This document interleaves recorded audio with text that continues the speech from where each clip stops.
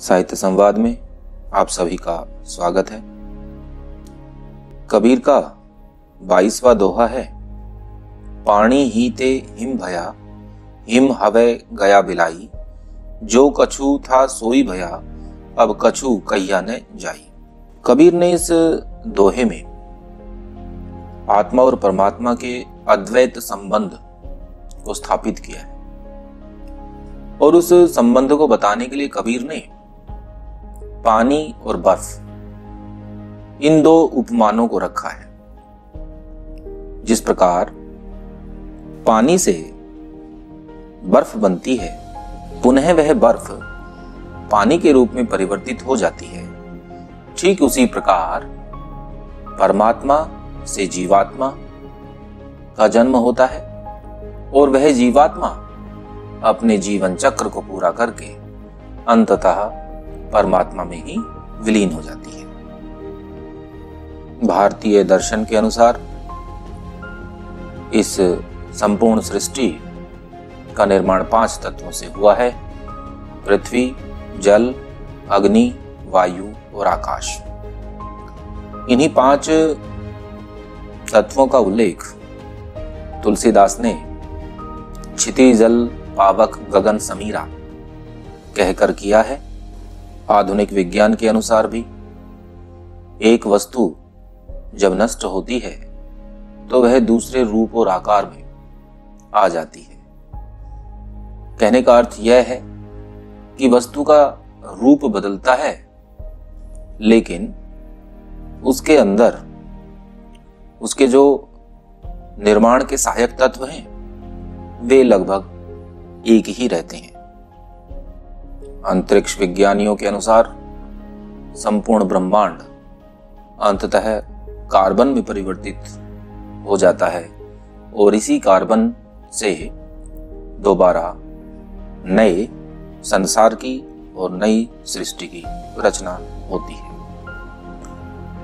कबीर कहना चाहते हैं कि जिस प्रकार पानी बर्फ का रूप धारण कर लेती है और बर्फ पुनः ताप, गर्मी इत्यादि के कारण वाष्पीकृत होकर पुनः जल के रूप में आ जाती है और अपने स्वरूप को विलीन कर देती है, ठीक उसी प्रकार इस संसार की और इस संसार में रहने वाले प्राणियों की दशा है। पानी रूपी परमात्मा से हिम रूपी जीवात्मा जन्म लेती है और वह जीवात्मा अपने जीवन चक्र को पूरा करके अंततः उसी पानी रूपी परमात्मा में विलीन हो जाती है।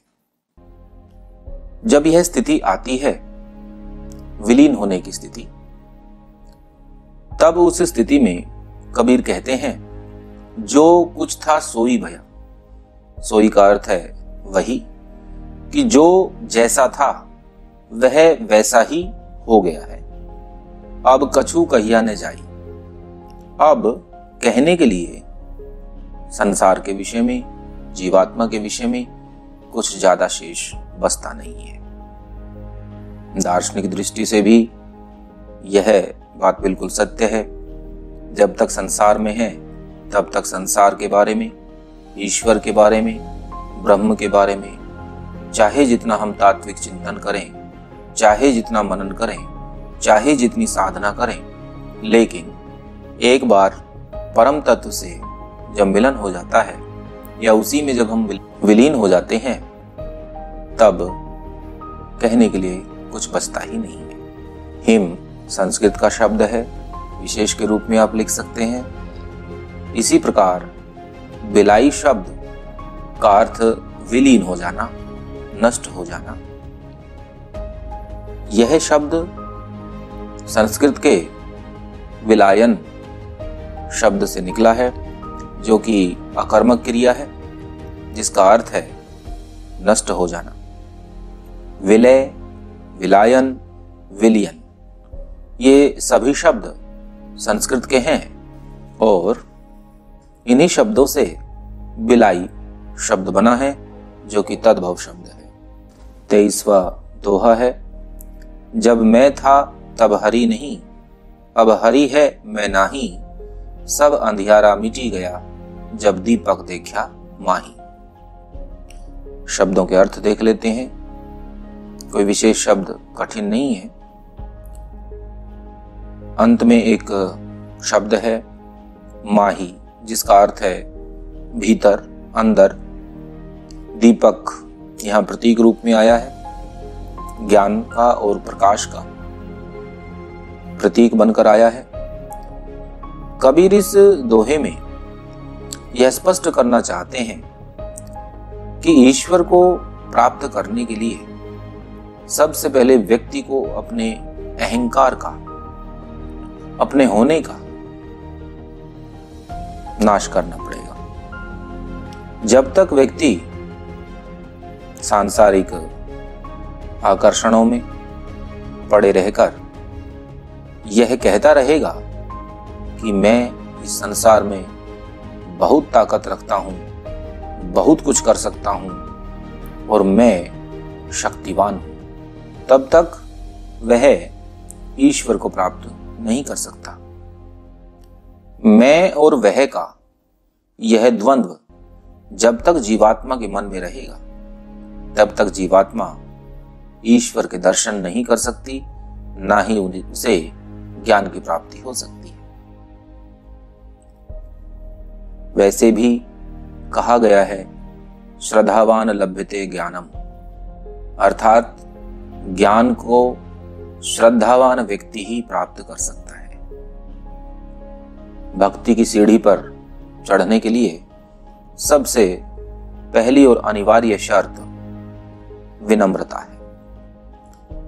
विनम्रता अहंकार के त्याग से ही संभव है। इसलिए कबीर कहते हैं कि जब तक व्यक्ति अपने अहंकार में रहता है, तब तक वह इस संसार में ईश्वर के अस्तित्व को स्वीकार नहीं करता। और जब व्यक्ति को ईश्वर के अस्तित्व का ज्ञान हो जाता है, तब वह अपने अहंकार को बिल्कुल भूल जाता है। और यह स्थिति तब संभव होती है जब व्यक्ति अपने हृदय के अंदर दीपक रूपी ज्ञान, परम तत्व के प्रकाश को देख लेता है। तब उसके अज्ञान जन्य सारे ही अंधकार मिट जाते हैं और तब वह अपने अस्तित्व को स्वीकार ना करके केवल इस संसार में परम तत्व ईश्वर के अस्तित्व को ही स्वीकार करता है। कबीर का 24वां दोहा है, जो कि प्रतीक रूप में कहा गया है। मान सरोवर सुभर जल, हंसा केली कराही, मुक्ता हल मुक्ता चुगे, अब उड़ी अनत ने जाही। शब्दों के अर्थ देख लेते हैं। मानसरोवर प्रतीक रूप में हृदय रूपी मानसरोवर का अर्थ दे रहा है। सुभर का अर्थ है अच्छी तरह से लबालब भरा हुआ या बहुत ही शुद्ध पानी से भरा हुआ। इसके अतिरिक्त हंसा ऐसी आत्मा के लिए, ऐसी जीवात्मा के लिए प्रयोग किया गया है जो कि सांसारिक आकर्षणों से मुक्त हो गई है। केली का अर्थ है क्रीड़ा करना, विभिन्न प्रकार की अटखेलियां करना। मुक्ताहल का अर्थ है मोती, और इसके आगे जो शब्द है मुक्ता, उसका अर्थ है जीवन के विभिन्न रागों से, द्वेषों से मुक्त जीवात्मा। अनत का अर्थ है अन्यत्र, कहीं और। अब इस दोहे का अर्थ देख लेते हैं। कबीर कहते हैं कि इस संसार में जो जीवात्मा अपने हृदय रूपी मानसरोवर में भक्ति रूपी निर्मल और पवित्र जल को धारण करके परम तत्व की खोज में लग जाती है, वह मुक्त आत्मा अंततः उसी परम तत्व के साथ उसी हृदय रूपी मानसरोवर में विभिन्न प्रकार की क्रीड़ाएं आनंद पूर्वक करती रहती है। जिस प्रकार हंस मानसरोवर में अनेक प्रकार से आनंद पूर्वक जीवन व्यतीत करता है, अनेक प्रकार की हास परिहास भरी क्रीड़ाएं करता है, उसी प्रकार जीवात्मा भी परमात्मा के साथ विभिन्न प्रकार की अटखेलियां आनंद पूर्वक करती रहती है। मुक्ता हल मुक्ता चुगे, और उस मानसरोवर में जो विभिन्न रागों से, विभिन्न सांसारिक आकर्षणों से जो मुक्त जीवात्माएं हैं, वे मोती चुगती हैं। अर्थात जीवन के ऐसे दुर्लभ विचारों को वो प्राप्त कर लेते हैं जो सांसारिक व्यक्ति के लिए संभव नहीं है। अब उड़ी अनंत ने जाही, और जिस जीवात्मा को परम तत्व के ये सुंदर विचार रूपी मोती प्राप्त हो जाते हैं, वह मानसरोवर को छोड़कर किसी अन्य सांसारिक जगह पर नहीं जाना चाहती। कबीर ऐसा कहते हैं। एक बात यहाँ स्पष्ट हो रही है दोहे के तीसरे चरण में, मुक्ता हल मुक्ता चुगे, यानी कि विभिन्न सांसारिक आकर्षणों से मुक्त जो जीवात्मा है, वह इस मानसरोवर में मोतियों को चुगती है। इसका अर्थ यह है कि उस मानसरोवर में कुछ और भी दूसरी प्रकार की जीवात्माएं भी अवश्य रहती हैं, जो पूरी तरह से परमात्मा में और परम तत्व में अभिलीन नहीं हो पाई हैं। उनमें से केवल जो हंस हैं, हंस रूपी आत्माएं हैं, जीवात्माएं हैं, वही मोती रूपी भक्ति को प्राप्त कर सकती हैं। विशेष के रूप में आप लिख सकते हैं, मानसरोवर हृदय का प्रतीक है, हंस मुक्त आत्माओं का प्रतीक है, मुक्ता जीवन के विभिन्न रागों से मुक्त जीवात्माओं की प्रतीक है। इस प्रकार आप इस दोहे की व्याख्या कर सकते हैं। कबीर का 25वां दोहा है, नैना अंतरी आवतू जो हो नैन झपेऊ, ना हो देखो और को ना तुझ देखन दे। बड़ा सुंदर दोहा है, और ये एक तरह से भक्ति की पराकाष्ठा है कि जिस भी व्यक्ति को हम प्रेम करते हैं, या जो भी हमारा प्रिय पात्र है, उस प्रिय पात्र को हम तनिक भी, क्षण मात्र के लिए भी अपनी आंखों से दूर नहीं देखना चाहते। कबीर कहते हैं कि हे परमात्मा, एक बार यदि तुम मेरी आंखों में आ गए, नैना अंतरी आवतू, जैसे ही तुम मेरी आंखों के अंदर आ जाओगे, जो हो नैन झपेऊ, तो तुरंत ही मैं अपनी आंखों को बंद कर लूंगा। ना हो देखो और को, हो का अर्थ है मैं, कि मैं फिर किसी और सांसारिक दृश्य को नहीं देखूंगा, और ना तुझ देखन देव, और ना ही मैं तुम्हें इस संसार में किसी और को देखने की स्वीकृति दूंगा। कबीर अपने आप को नारी के रूप में कल्पित करते हैं और परमात्मा को पुरुष के रूप में कल्पित करते हैं। एक स्त्री की अपने प्रियतम से मिलने की कितनी बलवती आकांक्षा, इच्छा हो सकती है, और वह किस सीमा तक जाकर अपने प्रियतम से, अपने प्रेमी से, अपने पति से प्रेम करती है, इस बात का परिचय इस दोहे से जरूर लग जाता है। वैसे भी यह बात बिल्कुल सत्य है कि हम एक बार खुली आंखों से किसी दृश्य को अगर देख लें, तो उसी दृश्य को हम अपनी बंद आंखों से चाहे तो घंटों तक देख सकते हैं। और विशेष रूप से जितने भी भक्त हैं, जितने भी साधक हैं, वो अपनी बंद आंखों में अपने ईश्वर की छवि, उसकी मूर्ति, उसके रूप को ही ध्यान में रखकर उसमें डूबे रहते हैं। मनोवैज्ञानिक तथ्य से कबीर परिचित हैं, उन्हें साधना का पर्याप्त अनुभव है, और उन्हें पता है कि हम अपनी बंद आंखों से भी टेलीविजन की भांति चित्र देख सकते हैं। कबीर का 26वां दोहा है, मेरा मुझ में कुछ नहीं, जो कुछ है सो तेरा, तेरा तुझको सौंपता क्या लागे है मेरा। कबीर परम तत्व को संबोधित करते हुए कहते हैं कि हे प्रभु, स्वयं मेरे अंदर भी जो मेरापन है या जो मेरा अस्तित्व है, वह मेरा अस्तित्व भी मेरा अपना नहीं, क्योंकि वह आपका बनाया हुआ है।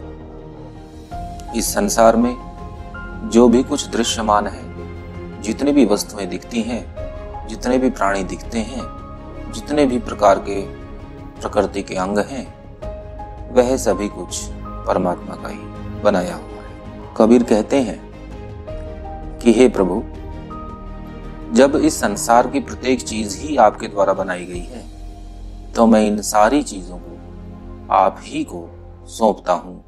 इसमें, इन वस्तुओं में मेरा अपना कुछ भी लगा हुआ नहीं है। व्यक्ति इस संसार में बहुत सारी वस्तुओं का निर्माण करता है, यह सोचकर कि यह वस्तु मेरी बनाई हुई है, लेकिन वास्तव में उस वस्तु को बनाने के लिए जिन अन्य वस्तुओं की और पदार्थों की आवश्यकता है, उसे किसने उत्पन्न किया है। जब इस प्रश्न पर वह व्यक्ति विचार करता है, तो उसे पता चलता है कि वास्तव में इस संसार की सभी वस्तुओं को, सभी पदार्थों को और स्वयं मुझे भी उसी परमात्मा ने उत्पन्न किया है। जब परमात्मा ही सभी वस्तुओं का निमित्त कारण है, तो फिर व्यक्ति की, संसार के प्राणियों की यह बात कहां तक जायज है कि इस संसार में मेरे द्वारा अलग अलग इतने इतने प्रकार के कार्य किए गए। भक्ति के लिए, परम तत्व के लिए केवल विनय का होना ही पर्याप्त नहीं है, उसमें समर्पण का भाव भी आवश्यक है। जीवात्मा के अंदर जितना भी ज्ञान, भक्ति, राग, विराग, द्वेष, सुख, दुख, सभी प्रकार की जो भी भावनाएं हैं, उन सभी भावनाओं को ईश्वर के चरणों में समर्पित करने से ही ईश्वर के दर्शन मिल सकते हैं। कबीर ने यहाँ भक्ति में समर्पण के भाव को आवश्यक माना है। आप इस बात को विशेष के रूप में लिख सकते हैं। साहित्य संवाद में आज के लिए इतना ही। नमस्कार।